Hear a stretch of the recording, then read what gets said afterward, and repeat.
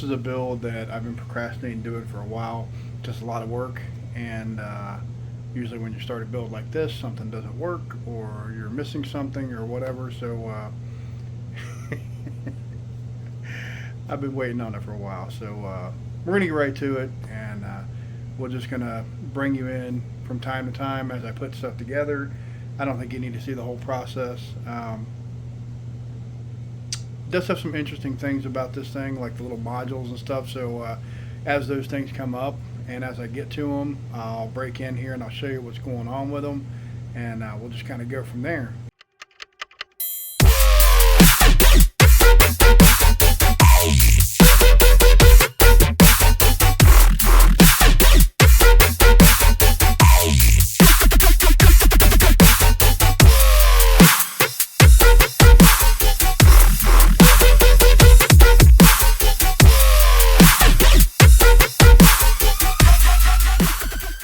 All right, so here's what it currently looks like, guys. These differentials are super easy, and honestly, I really like these a lot. I went ahead and installed both of them, and as you can see, I went with a steel upgrade or aluminum upgrade or whatever. But let me show you what the actual setup is. So you got two halves like this, right? And when they come together, it looks something like this. And you have your input or output or whatever will go through there, and then your differential rides on the inside of those two ears with bearings. It's a pretty nice setup, and here's the one for the front. You see how it's got like the weird square, and then this one here is just circular on both sides.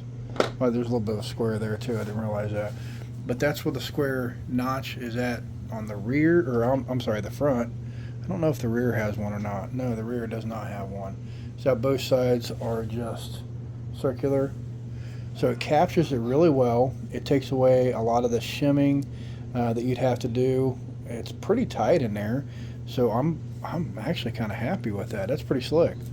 So basically it was pretty much cut and dry here.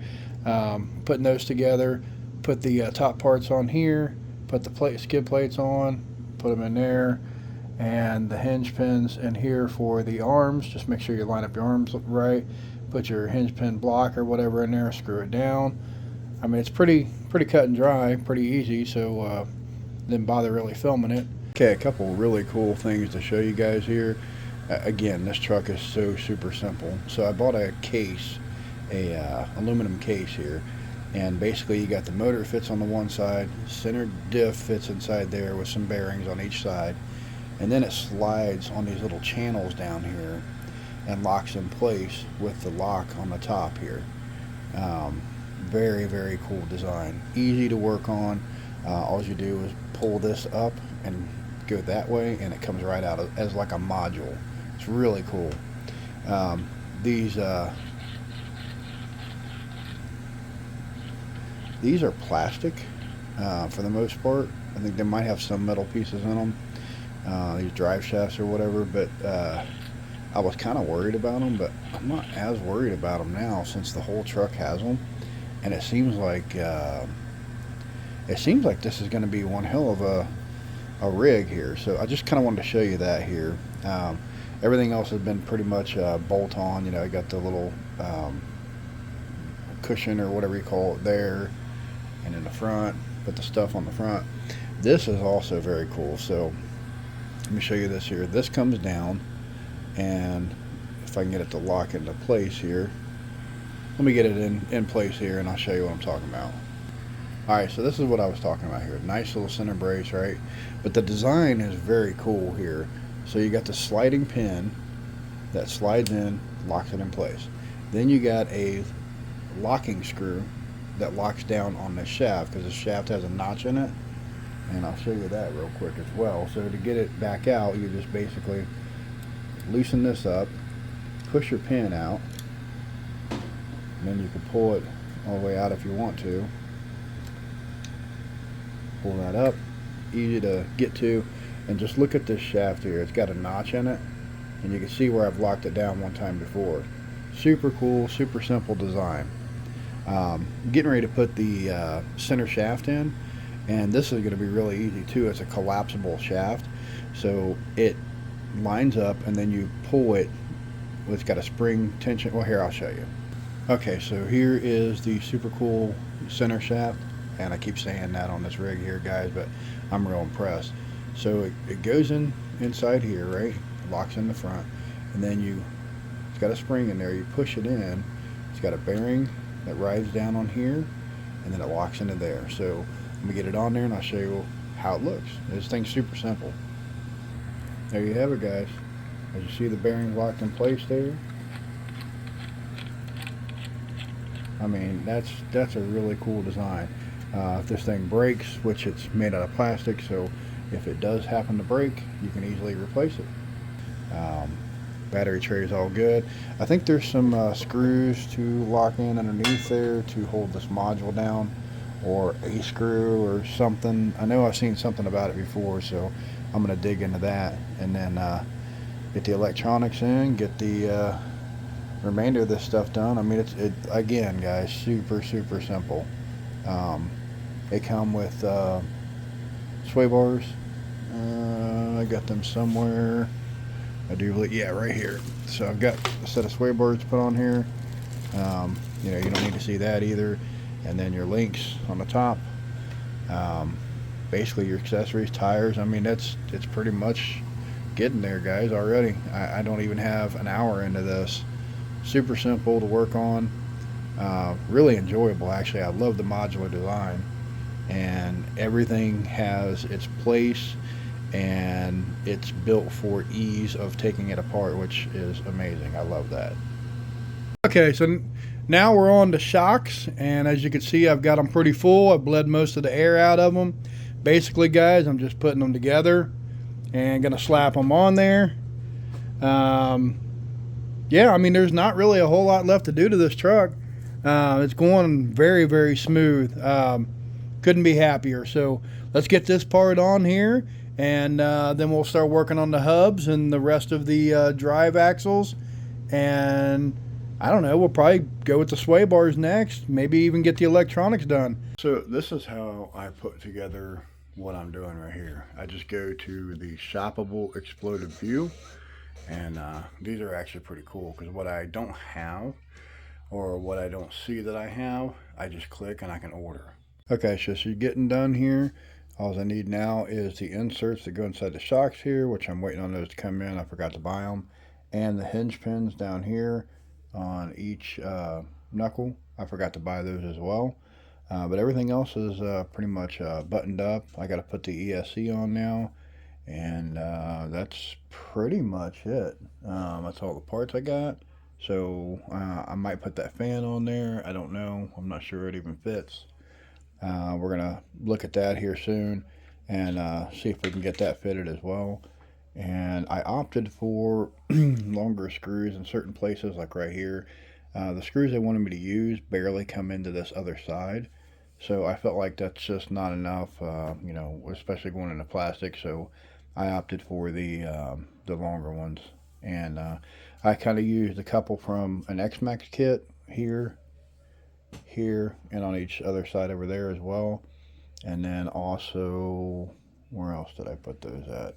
Oh, here and here. So you just got to kind of make do with what you got. And me personally, I'm really liking this rig. Everything went together really nice, and so far so good. Just a couple things I made changes on, you know, like the screws and stuff like that. Just felt like that was important to get a little longer thread on there. There are a couple issues that I see here. So I put the fan on here that I want to use. I had to turn it more sideways because, as you can see, it's really close to the shaft.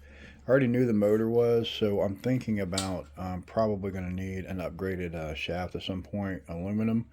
But we're going to try this out for now, but it is very tight on there. It does not rub as far as I can tell, but I know the heat will eventually get to that if I get it too hot. So let's kind of see how it goes, and you know, we'll kind of play it by ear. But I may need a aluminum shaft there to go with it. They do make them aftermarket, I think Hot Racing, and maybe a couple other ones here. So maybe that's what I'll do. But I'm just going to kind of try it out with what I have now and see how well it does. Now, as far as the ESC goes, this thing comes with a plate, but it does not fit. Kind of reamed out this hole a little bit here trying to make it fit. So I found something else. On printables, there is a Max 8 ESC holder for the Mojave 4S. So that's what I'm currently printing, and we'll see how well it works. Alright, so here is the plate that I printed. It didn't turn out too bad for a quick print. Had some pieces on the bottom there, but I don't care about this stuff because it's going to be covered up. Obviously, fits in there nicely. And then this plate here, you will attach your ESC with these holes, and then these up here, you attach it to the plate itself. So, okay, so I got it clipped in there, and like I said, you got the one piece below that fastens itself to the chassis.